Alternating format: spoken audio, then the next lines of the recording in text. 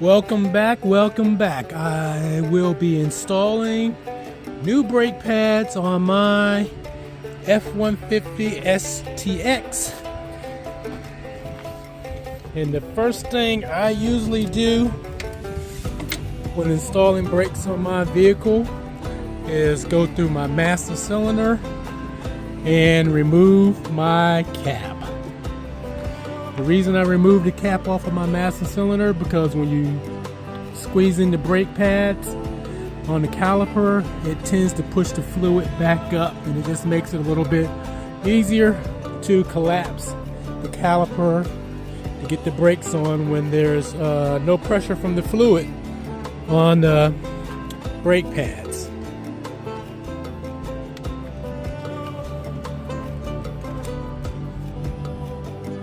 Try to get my tripod set up here so you can see what's going on. It's not really a hard job. Actually, it's fairly simple.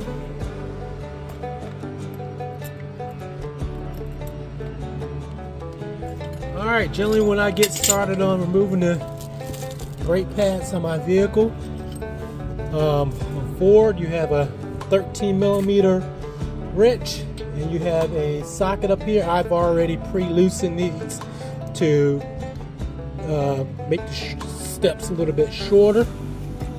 So you loosen the one on the top and you loosen the one on the bottom.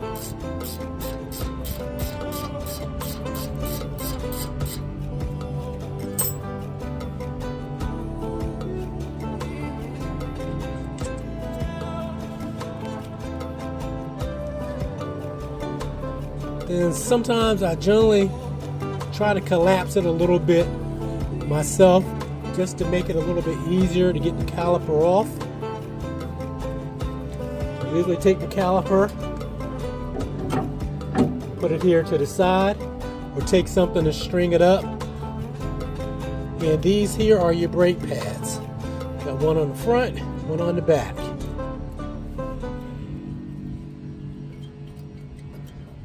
And they're not hard to take off. Generally you can just wiggle them off there.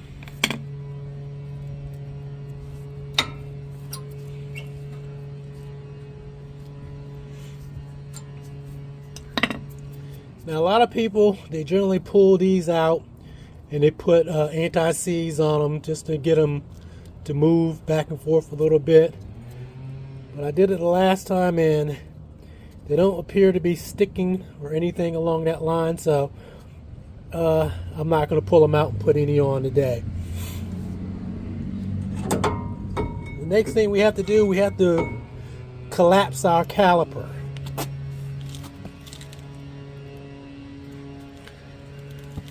And what you're actually doing when you do that is you're pushing these two cylinders back in. A lot of people would do it with a C-clamp. After they take the old brake pad, you put an old brake pad up there so you have something to press up against. You put a C-clamp there and you just simply tighten the C-clamp in order to push it back in. Or if you have one of these guys, you can use this to collapse it back in. Same process, it's just that it makes it a little bit more simpler versus using the C-clamp.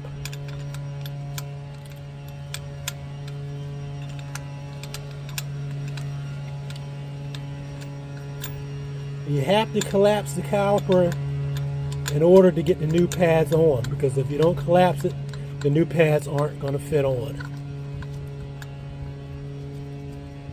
And with this, you just simply just keep tightening it and the caliper will go in.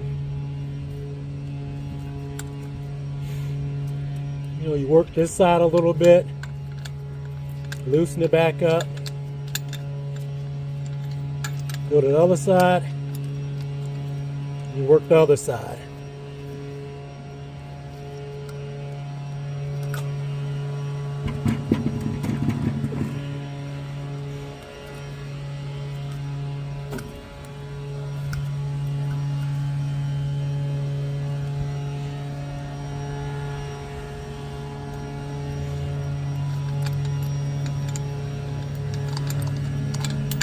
The reason I'm going back and forth because I have two pistons here, and both pistons have to be collapsed in order to get the new pads on.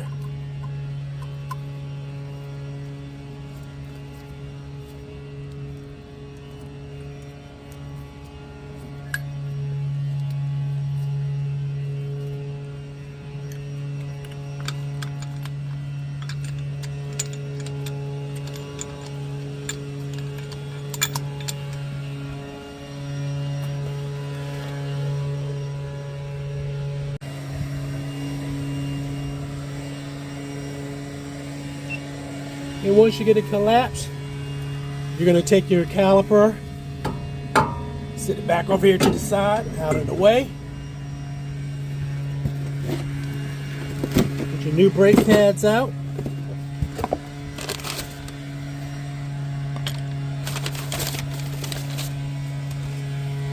Now these, they usually give you that pack of stuff that you can put on the back of the pads to stop them from squealing.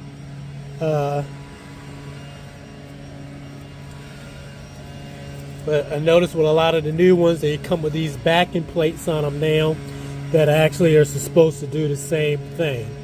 So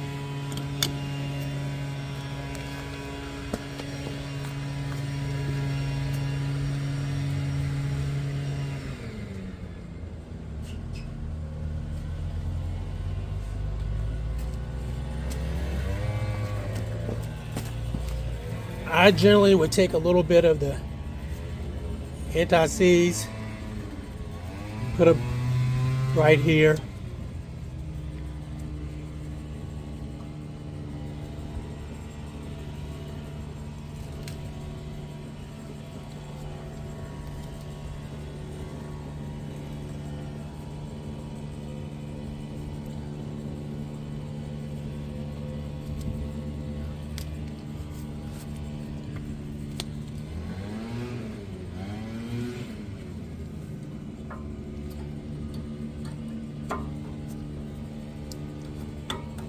Now, a lot of people say, you're supposed to get your rotors turned or replace the rotors. I've been putting brakes on now for years, and I have never replaced my brakes rotors on the front of the rear. Now, on your pads for the back, if you notice, they're a little bit different between the front and the rear. The actual back pad has like an indentation right here, or a notch. And on the front pad, it doesn't have the notch. And just for the notch is for on the inside of your caliper, it's notched out. And your brake pad will ride inside there. And after that, you can put your caliper back on, take your 13mm bolts, one on the top,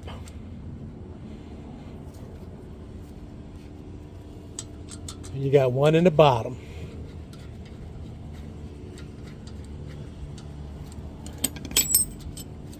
I generally hand tight these as much as I can before I put my wrench on them.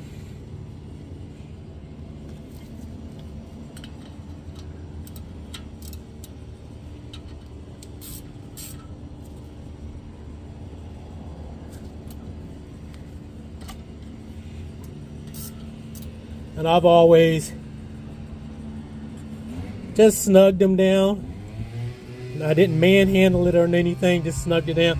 This particular wrench I'm using here does have a ratchet built on into one end of it. So that's the reason why I don't have to keep taking it off and putting it back on. Now that's this side that's done. You repeat the process on the other side. And when you get done, before you go anywhere, you have to check your brake fluid to make sure you're not needing any brake fluid. Put your cap back on, get inside your vehicle, and pump your brakes. You got to pump your brakes back up to get these calipers to push back out on the brake pad. And that should take care of it. So hopefully I was able to help somebody, and you're thinking about doing your own brakes. It's not as hard as they make it out to be.